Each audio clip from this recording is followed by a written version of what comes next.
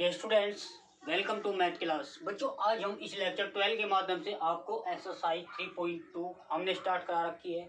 बच्चों, question number 14 और 15 की बात करेंगे। क्वेश्चन नंबर 14 में बच्चों यहाँ पर 3 पार्ट गिवन है, तीनों एक जैसे है। और क्वेश्चन नंबर 15 में बच्चों 3 पार्ट गिवन है, ये भी एक जैसे है। तो बच्चों, ये नोट मैंने आपको पहले भी लिखवाया था। इनको आप विशेष तौर पर याद रखें, इनका मीनिंग होता है क्या।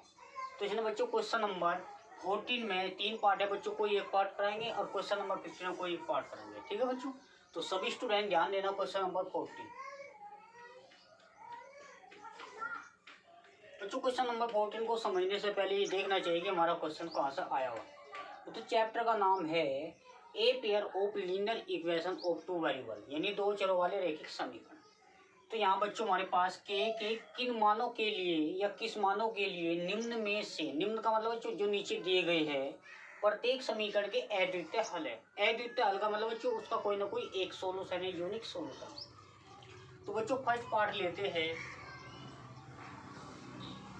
के एक्स प्लस के 2y। बच्चों ये बताया था कि यहाँ पे राइट हैंड जीरो कर लीजिए, यहाँ पे माइनस के 5 इक्वल 0, क्योंकि 5 आपने इधर लाए तो उधर जाएगा, कुछ नहीं बचा बच्चों, -5 बराबर 0। 1 को भी इधर लिया है तो 3x प्लस के y माइनस के 1 बराबर 0। अब ये कंडीशन हमें ये समझनी है, या तो अद्वितीय हल कहेगा, या बच्चों अनंत अनेक हल कहेगा, या बच्चों कोई हल नहीं कहा। तीनों मतलब एक कंडीशन जरूर कहेगा, ये आपको याद रखना है। तो बच्चों इसने कहा के किन मान के लिए, तो यहाँ पे के का मान इसने विशेषली पूछा गया है।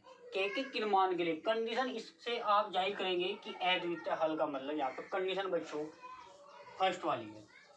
अब फर्स्ट वाली क्या है, जैसे कि आपने a1x प्लस के b1y प्लस के c1 बराबर 0, a2x प्लस के b2y प्लस के c2 बराबर, ये हमारे पास लीनियर इक्वेशन है टू वेरिएबल में। बच्चों उसकी कंडीशन बताई थी आपको, a1/a2 बराबर नहीं है b1/b2, ये आपका अद्वितीय हल। तो फॉर यूनिक सॉल्यूशन, तो बच्चों यूनिक सॉल्यूशन का मतलब होता है यहाँ पे अद्वितीय हल। कंडीशन यह है, तो a1 का मान कुछ नहीं बच्चों, x का कोफिशिएंट डायरेक्ट समझ लीजिए, यहाँ पे y का कोफिशिएंट है, नीचे है y का कोफिशिएंट 1। ठीक है बच्चों, ये कंडीशन आपको याद कर दे, क्योंकि a1 a2 और b1 b2 की वैल्यू चाहिए, तो इसके अकॉर्डिंग चलना है अद्वितीय हल।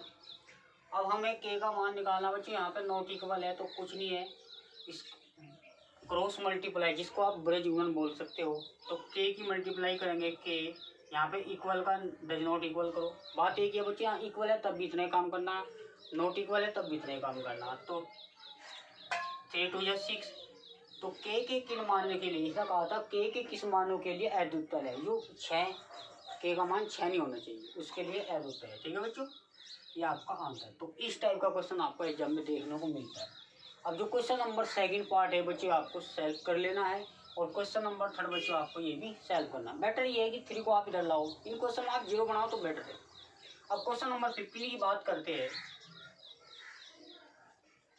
बाकी बच्चों 2 पार्ट है, आपको खुद कर लेना इसके अकॉर्डिंग, क्योंकि अद्वितीय कंडीशन यह है a1/a2 डज नॉट b1/b2, यानी a1/a2 बराबर नहीं है b1/b2। ये कंडीशन सेटिस्फाई करानी है और के की वैल्यू आप निकाल लेंगे।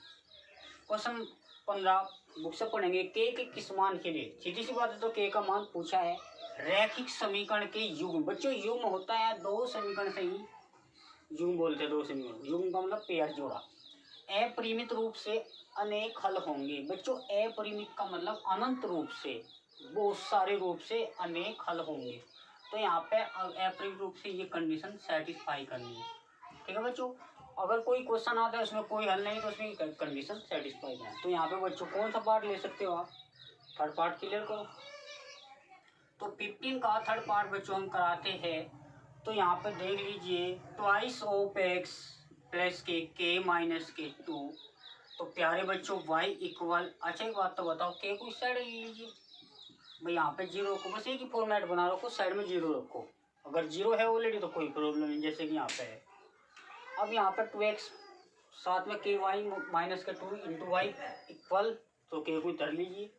तो यहाँ पे 6x प्लस के 2 के माइनस के 1। और प्यारे विद्यार्थियों आप के को उधर लाना, माइनस के 2 के और माइनस के 5 बराबर 0। अब ये कंडीशन जो x का coefficient a1 a2 b1 b2 c1 c2 ये आपको याद रखना है। अब 4 देखो बच्चे क्या कहा है, अनेक हल मैनी सोल्यूशन कहा बच्चों, 4 मैनी सोल्यूशन यानी अनेक हल होंगे। तो यहाँ पर कंडीशन जो होगी बच्चों कौन सी लगानी है आपकी, a1/a2 b1/b2 बच्चों यहाँ पे c1/c2। तो कुछ नहीं सोचना, x का कोफिशिएंट a1 और नीचे दूसरी जो इक्वेशन a2 की वैल्यू यहाँ पे भाई ऐसे कर लीजिए। तो k/-k2 y का कोफिशिएंट यहाँ y का कोफिशिएंट प्लस है तो 2k-1 बच्चों यहाँ पे चलना है। अब कांस्टेंट क्या है, माइनस के यहाँ पे कांस्टेंट, ध्यान दो बच्चों ये कोई समझने वाली बात है, एक्स वाई को छोड़ करके सब कुछ c1 c2 होते हैं। तो -k2 k-5 ठीक है बच्चों, यहाँ पे k की वैल्यू निकालना। अब निकालने का तरीका क्या है बच्चों, k का यहाँ तो डायरेक्ट निकाल लेता आपने, ब्रेक गुणा या क्रॉस मल्टीप्लाई कर ली थी, सीधी सी बात है। यहाँ बच्चों इसको थोड़ा सिंपल में 1/3 देखो ना बच्चों, 2/6 क्योंकि 2 1 या 2 2 3 6 ऐसे नंबर ले ले जो ऊपर से नीचे दोनों डिवाइड करता हो। तो k-2 थोड़ा सिंप्लीफाई करके लिखते हैं बच्चों। बच्चों एक बात बताओ, माइनस के है नीचे तो माइनस कॉमन ले लो, क्योंकि दोनों माइनस के है तो नीचे माइनस कॉमन ले लो, अंदर दोनों चिन्ह प्लस के हो जाएंगे। अब बच्चों ये माइनस तो माइनस कट करो, थोड़ा सा स्लैब काटो यानी पीछे सा काटो जिससे आप एग्जामिनर को क्लियर हो जाए इसने माइनस कॉमन लेकर काट दिया। अब बच्चों तुम्हें क्या देखना है, इसे फर्स्ट मान लीजिए, इसको सेकंड मान लीजिए, इसको थर्ड मान लीजिए। और ध्यान रखना बच्चों जब भी k की वैल्यू निकालनी है इसको समझो पहले आप फर्स्ट एंड सेकंड, यानी बच्चों पहले आप फर्स्ट सेकंड को ले रहे तो 1/3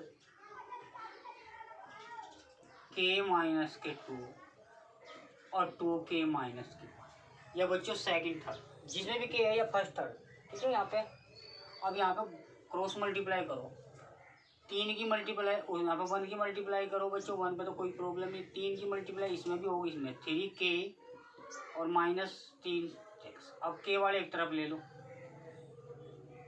बच्चों, 3k माइनस का आएगा इधर, ये प्लस का 2k ऑलरेडी था, 1 इधर हो, यानी ये मतलब है बच्चों 1 अंक एक तरफ ले लियो और k वाले एक तरफ लिए, तो माइनस के 3k प्लस का तो माइनस का k बच्चों, माइनस के कितने बच्चे 5, तो k माइनस माइनस, तो k के मान के लिए जो वैल्यू है जो अनंत है वही हो।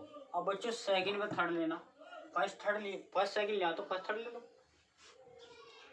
फर्स्ट एंड थर्ड भाई नियम ये रखो भाई, फर्स्ट ये तो आप फर्स्ट थर्ड ले लो, सेकंड थर्ड, फर्स्ट के साथ सेकंड, फर्स्ट के साथ थर्ड, ऐसा कर लो, ये नियम ठीक रहेगा। तो फर्स्ट थर्ड क्या है बच्चों, k 2k प्लस के 5, अब इसकी मल्टीप्लाई करो तो 2k प्लस के 5 बराबर 3k।